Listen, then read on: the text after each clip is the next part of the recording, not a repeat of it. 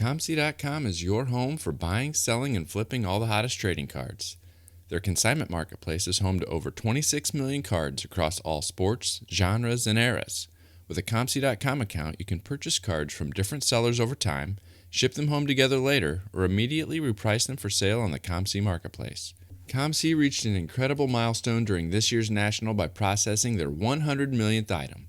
ComC looks forward to offering safe and easy trading card consignment for years to come and continuing to focus on fulfilling their mission to optimize everyone's enjoyment of the hobby. To stay updated with ComC, please follow them on social media at CheckOutMyCards on all platforms. To learn more about the exciting changes being made at ComC, please visit blog.comc.com.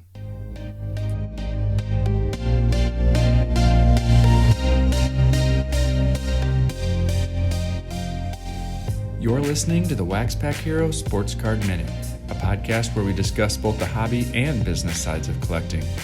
I'm your host, Mike Summer, and I want to help you buy, sell, and trade your way into a collection you'll love.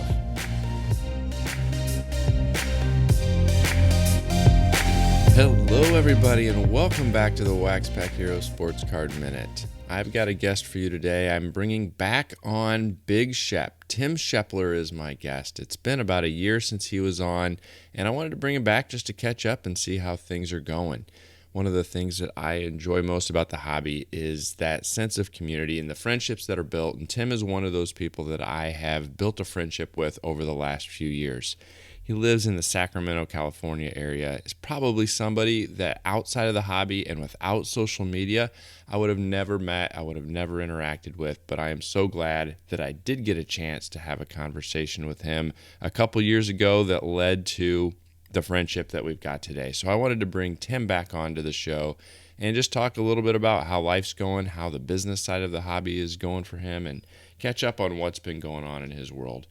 This last week has been a crazy week of sorting for me. Last weekend, I picked up about 8,400 top Series 2 cards from somebody local here who had bought them and broken them and pulled out some of the inserts and parallels and things that he wanted, but he didn't want anything to do with the rest of the base cards that he had. So I was able to work out a deal for about 8,400 Series 2 cards, and I've probably got about 4,000 to 5,000 heritage cards that I haven't even touched yet that came with this deal. So picked up probably somewhere in the neighborhood of 12 to 13,000 cards out of this deal, all base. So I'm going to be sorting and putting some sets together and all of that kind of stuff. But boy, got through the Series 2. I don't want to see another Series 2 card for a little while. But anyway, that is some of the hobby side of things that I've been up to in this last week. Before I get into the conversation with Tim, I'm going to tell you about Underdog Collectibles. They are one of the most trusted breakers on the internet. They've got great prices, top-notch shipping, and the best customer service around. In addition to their scheduled breaks every Sunday, Tuesday, and Thursday night, they'll be breaking live this week from the Beckett Industry Summit in Las Vegas. Join them all day Friday and Saturday as they break everything from the newest releases to vintage favorites like 1998 Bowman Chrome. Remember, you can always bet on the underdog. Google Underdog Collectibles to learn more about their breaks and brick-and-mortar shop in Knoxville, Tennessee. Big Shep, welcome back to the show. What's up, Mike? Thank you so much for having me back on the show. It's been a while, and I'm happy to be here. Yeah, it has been a while since we've had the chance to talk, especially from being on a show or doing kind of a conversation here that we're going to turn into a podcast episode. So I figured it'd be good to get back together, chat a little bit about what's been going on over the last several months, and just kind of catch up on what's going on. And we have enough perspectives and thoughts and ideas that I figured it would turn into its own little podcast episode and give people a chance to hear this conversation. So yeah, I'm glad you're available and willing. Oh, always for you both. So what's been going on for the last few months? Oh, well, I had to dust off the mic today. I retired from doing about the cards a few months or a few weeks back. It's been probably about a month or so, and just a lot going on. Nothing like dramatic, but just been busier with my life outside of the hobby, and also too, like I just hadn't like I felt I wasn't able to give my all, in this show. So I decided to step back for a little bit, let the guys run it, and kind of do my own thing. I've been picking up, actually, we've had more local shows lately, so I've had to replenish, and so I've been out looking for hunting down deals and found some good ones lately. And I've not been I haven't had quote a real job since February, and I've been doing cards for the most part for that for most of the year. And I got something big coming down the pipeline, I think, and hopefully I'll know the next day or two here if that's going to what that is going to entail. But some big news probably coming, and maybe we can break it here on the show once that is official. Let's talk a little bit about the ramping up the business side that you've been doing since February. I know I've seen you post on Twitter some of the collections that you've been snagging. You talked about some of the shows opening back up. What does that look like when you were back on early, I guess it was middle of 2020 when we were talking, and we were both kind of in the process of ramping up that business side of the hobby for us.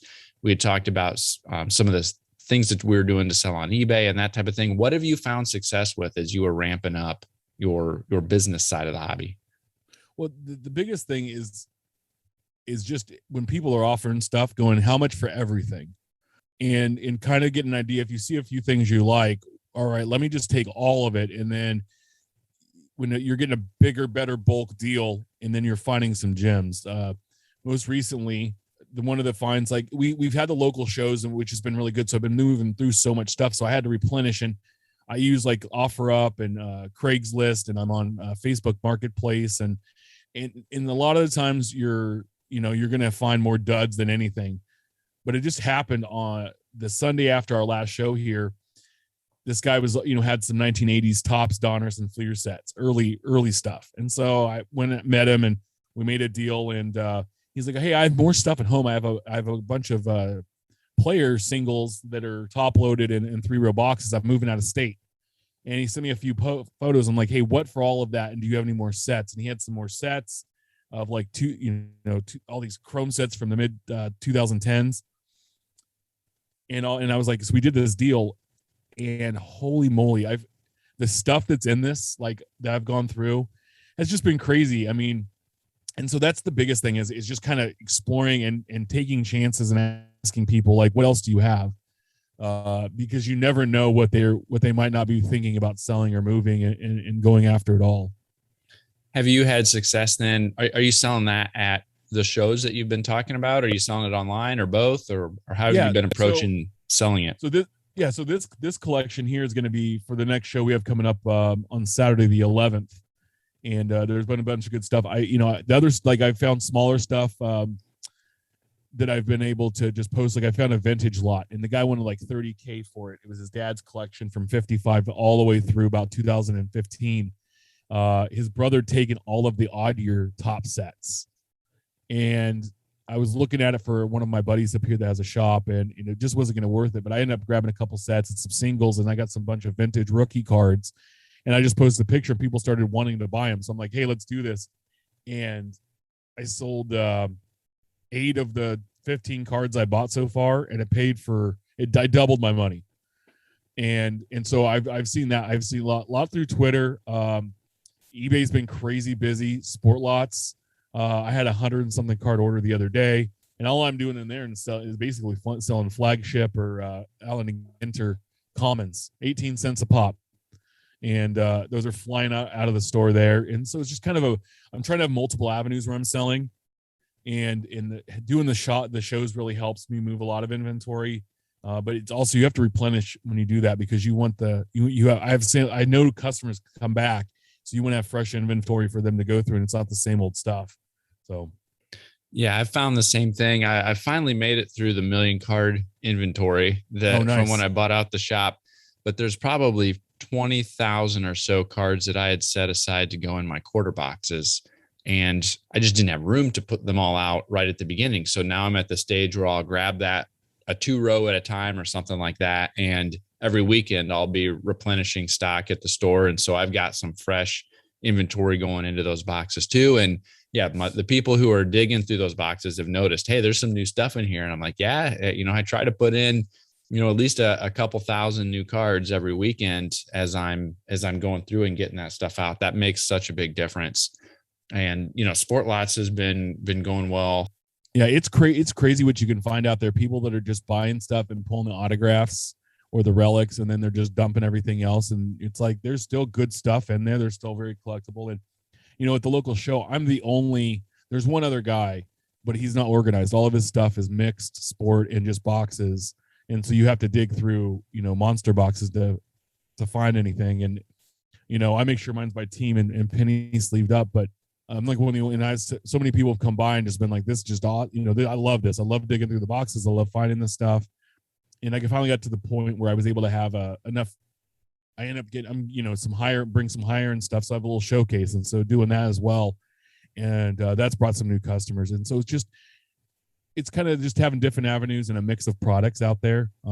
It's been real successful and fun too, because you get to all the different people I've met, through Craigslist or, Facebook Marketplace or all that stuff. You run into some characters out there. That is for sure. You talked about not having a kind of a traditional 9-to-5 job for several months here since the beginning of spring. How has that process been, like, with the success that you've been seeing by increasing your focus on cards? Did you run into much, like, I want to say, like a quote unquote prove it window with your wife about what might be possible with ramping up that card side of things? I know me personally, it took a year or so of showing my wife some of the results and the consistency in some of the results that I was having by selling online to help ease her questions about the money that was coming in and out with cards. She knew that I was using profits to buy other things, but still, when she'd heard, the amount I was paying for a collection or some of those types of things, she'd really, but eventually I was able to kind of prove out what was possible or what my results were. Did you run into anything similar to that? A little bit. And it probably wasn't quite this year, but at the last year, and I was buying like cases of Flagship, which is the only stuff I buy and listing, online. And, I would do sell the team sets through Twitter, just to buddies on Twitter, right? People would reach out like, hey guys, I have, these team sets. I'm going to give you a good price and hook you up. And she saw me going to the post office like the Monday after the release when I was taking all the stuff packed up. And I had like two of the, reusable, I have these KU reusable bags, right? From the grocery bags, just stuffed full of white envelopes. And then one was half full of, bubble mailers. And she's like, that's from this weekend. I'm like, oh, no, this was just pre-sales that I sold before I even opened anything. All the other stuff I'm working on tonight. And she's like, she asked me a couple of times this year, like, what would you need to do this full time? Like what would it cost? Like, and I told her, I said, just to get enough inventory, to be able to have enough product and stuff to move, like, you're talking a couple 10,000, a couple 10, 20, $30,000. I mean, if you really wanted to go full bore and go crazy with it. So we're not quite to the point of dropping, 30 grand to doing cards. But I told her, I said, listen, when I started doing this, 2019, when I got the business license and I really started thinking about doing this as a side thing, I started with a couple $100 from eBay sales, and it's slowly building up, and when I showed her how much I made from like the last card show, and she's like, wow, okay. And then I said, I took half those profits and I went out the next day and I bought, over the next day or two, and I bought two more things that brought in. And then that money's actually over doubled. And that only took 48 hours. And she's like, okay. I said, so what we're going to do, I just want to do is build. And I don't have to build at, a 10 rate. Like if I can build at a half a rate, like I'm just, every time I can just double my money, right? Then we'll get there some point. And I'm having fun doing it. And this other opportunity might lead to something even bigger with cards. So, we're going to see what happens, but I'm having fun doing it, and it's working within your means. And I think the biggest thing is that I've always done what I've built is with profits, and it's not been with any, like I always say, paycheck money. It's not made with any money that's for my family. It's not made for any bills. It's not on any credit cards, that kind of stuff. So it's all been in cash, or like my favorite two things I have in my wallet, my Venmo debit card and my PayPal business debit card, because I have a PayPal business account. and I have a debit card. So if a place doesn't, I'm somewhere and I don't have the cash on me, but I have it in my PayPal account, I don't have to pay the fees, and I can swipe it to my Venmo. And I'm like one of the only dudes at the show that's accepting those, and I have the little QR code so people can scan it and pay me instantly right there. And now then they have my information. So if they're looking for something later on, they can hit me up and go, "Hey, I remember you had this at the show. Do you still have it? Let's do a deal." Yeah, that's awesome. You and I are very similar in that perspective, right? It's been approaching this business side with the grinded up mentality, starting small and reinvesting those profits to buy more cards to resell. What's some of the things that you've learned as you've approached the hobby in that way, or you approach the business side of the hobby in that way? For me, I think there was the reinforcement that there's certain cards that might get all the glitz and the glamour and the shiny stuff in cases, but there's still a lot of money to be made on the lower end of things. That was one of the first things that I learned, or that was reinforced to me. So I was just, what are some of the things that you've learned as you've dug in like this? Dollar boxes are way better than showcases.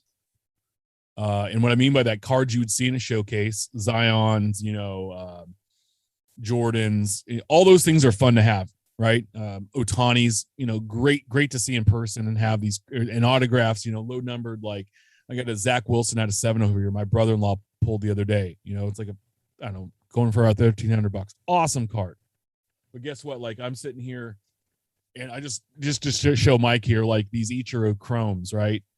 Just tons of Ichiro Chrome cards I bought from somebody in a collection, and I paid less than 10 cents a card, and I'll put these in for $1 or $2, and they will fly off the shelf. All people buy, I had $2. This guy bought 100 $2 autographs from me at the last show. Now, none of these guys, I believe, ever made the majors because they were a bunch of Elite Extra Edition autographs that I got from a guy that was just moving bulk, and he was going through, and he's like, no, he goes, I give these out to my students, I give these out to whatever. And so I was like, awesome. So I do that. And how hard is it to sell one $200 card? Because not everybody's rolling around with that budget, but everybody's got $2 in their pocket. So it's kind of like the Walmart idea. Stack them high and let them fly. Yeah, I like that a lot, and I say the same thing about my quarter boxes, where everything's, in somewhere between $0.25 and $1. And, everybody's like, well, what are you going to do with that? There's no money in that. I'm like, well, I'm buying them for a penny, and I've got them in this box, and I'm selling 1,000 or more every weekend at the shop, right? Like that adds up. I don't care who you are, that adds up. And when your cost is a penny, your risk is almost non-existent, right? And so I think the reinforcement for me is that there is so much potential in the low end side of things that so many people dismiss as worthless. And I'll keep preaching that from the mountaintops, that don't overlook this stuff if you want to start small and grind your way up. And that low end of the market is so overlooked. Yeah. You know what it does is it doesn't take money equity. It takes sweat equity. Yep. Heart.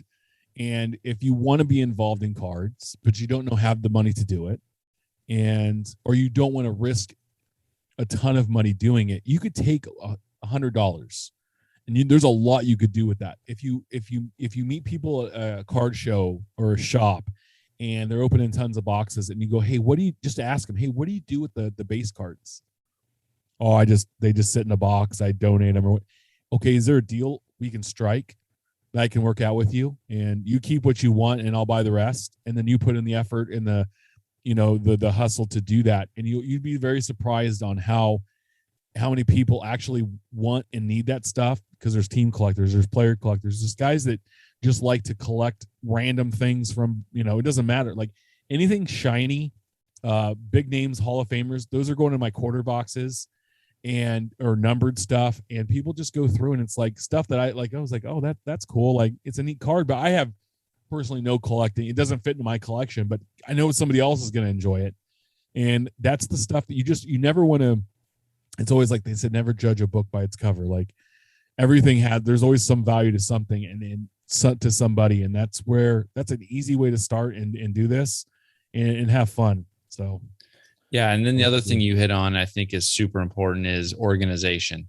That's only being reinforced more and more too, that being organized, having stuff sorted by team, by player, and or even just in a general price category, like we talked about with quarter boxes or whatever. I know we both organize those by team typically, but even having some of that organization is huge and is worth the time that you put into getting organized. It also enables you to sell online a whole lot easier on places like Sport Lots and stuff like that. So yeah, that organization is another key point.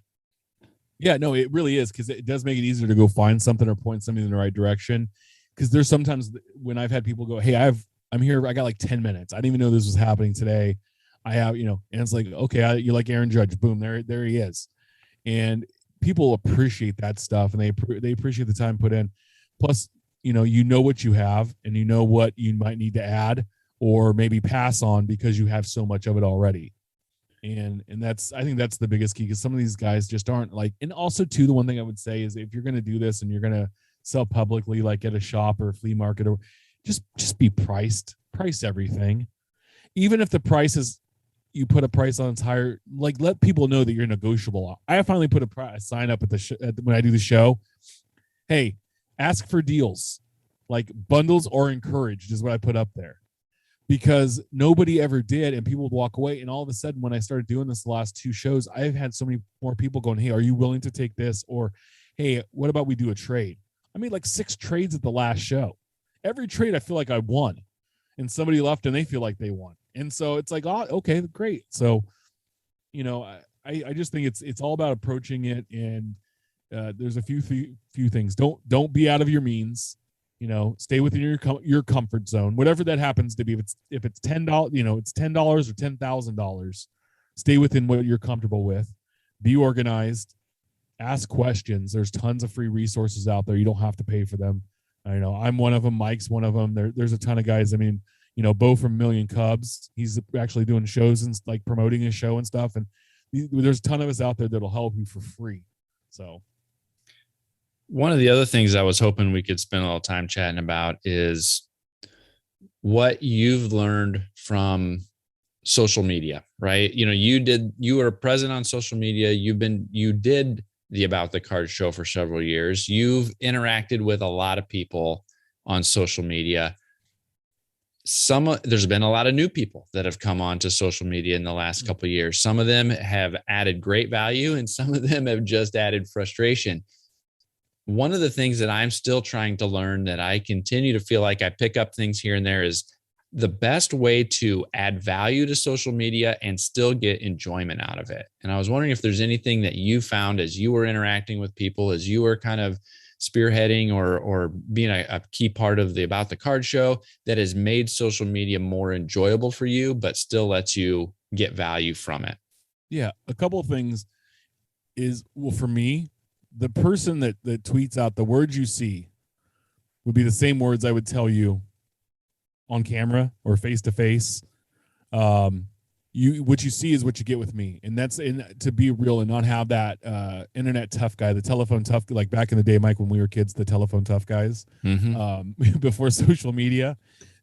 That to me, like it's childish, and so I'm as authentic as I can be in all those interactions. And the thing is that I try to now, the biggest thing I've learned, and especially like when you do a show like you do or like I did, is that people that listen to you, they listen to you for a reason. So now you have a platform, and so now you have to sometimes even be a little above what you normally would be, as far as not cautious in what you say, but you have to make sure the words you use are like the right. You have to be like, do it the right way. And I take, when someone if I see something I don't agree with, my favorite thing to do is I'll tweet out a tweet and then I delete it. Right. Like if it's an angry thing, like I'll delete it, and then I'll go and I'll be like, but I want to say something about this. So I'll give myself a minute, and it's like the old count to 5 thing that, your mom would do when you'd get like angry or frustrated with stuff. It's like, take a beat. All right. And then go and you can disagree, but disagree in a way that's not mean or attacking, but saying like, I think you're wrong and this is why. And that to me has been a lot better. There's times like I'll call people out, like if I believe it's not truthful. And most of the time though, it's been on TikTok where people are doing stuff and it's like, dude, those cards didn't come in that pack. Like that's fake, or, what you're saying isn't true. Like this Air Ken Griffey Jr. card is not an Air card that's worth $10,000, even though one sold on eBay for that. You're giving people false information. I enjoy just taking a step back, looking at it, thinking about what I want to say, and then putting it out there, but still being myself and not being somebody I'm not. Because I know there's people out there that say, well, I do it for entertainment, or I do it to get the conversation started. And to me, that's crap, because that's not what you're doing. You want to be the telephone tough guy, but when it comes down to it, if it, you would run away. And so that's what's frustrating to me.